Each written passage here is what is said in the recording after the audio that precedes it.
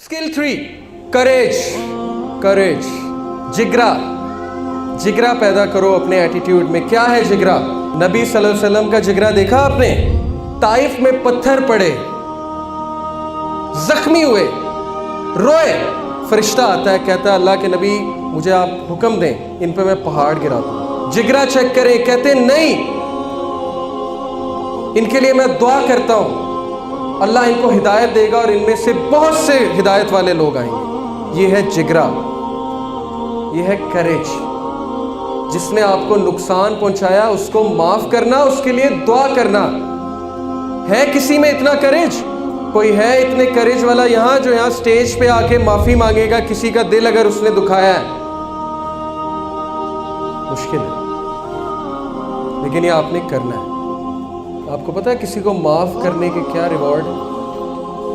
कितना फायदा है किसी को माफ करने का। एक बार नबी सल्लल्लाहु अलैहि वसल्लम के पास एक शख्स आया, कहता है अल्लाह के नबी उस शख्स ने मेरी बड़ी इंसल्ट की है।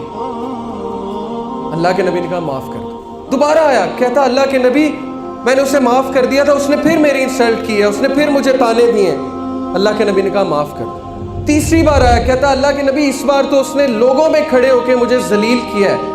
अल्लाह के नबी ने इस बार तारीखी अल्फाज कहे माफ कर दो, और अगर तुम्हारी इज्जत कम होती है उसे माफ करने से तो मैं मोहम्मद रसूलुल्लाह क़यामत वाले दिन तुम्हें वो इज्जत दिलवाऊंगा।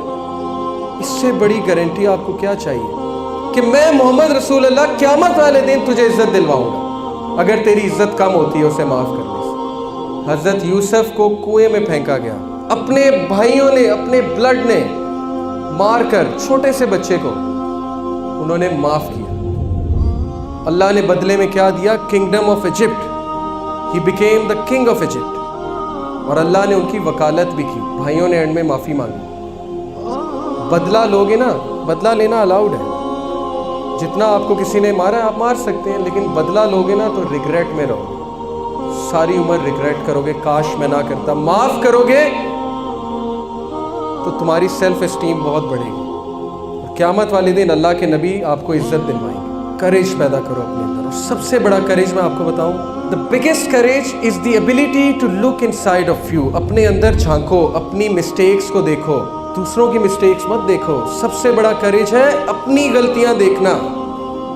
है आप में करेज? करेज के हवाले से मैं एक और बात बताता चलूं कि courage is not the absence of fear.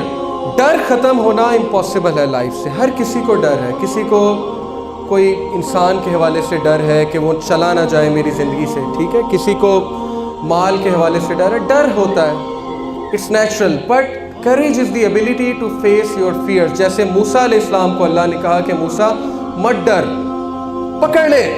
वो जो अज़दहा था जिससे मूसा डर रहे थे, अल्लाह ने कहा पकड़ लो, मत डरो, मैं तुम्हारे साथ हूँ। ये है वो एटीट्यूड जो मुसलमान को चाहिए कि मेरे साथ कौन है? अल्लाह। मैं किसकी इबादत करता हूँ? अल्लाह की। तो फिर डरने की क्या बात है? What can my enemies do to me? इब्ने तैमिया ने कहा What can my enemies do to me? मेरे दुश्मन मेरा क्या कर लेंगे? लैंड से बाहर निकालते हैं, मुल्क से बाहर निकालते हैं तो ये एडवेंचर है, ये जर्नी है जिसमें मैं अल्लाह का जिक्र करूँगा।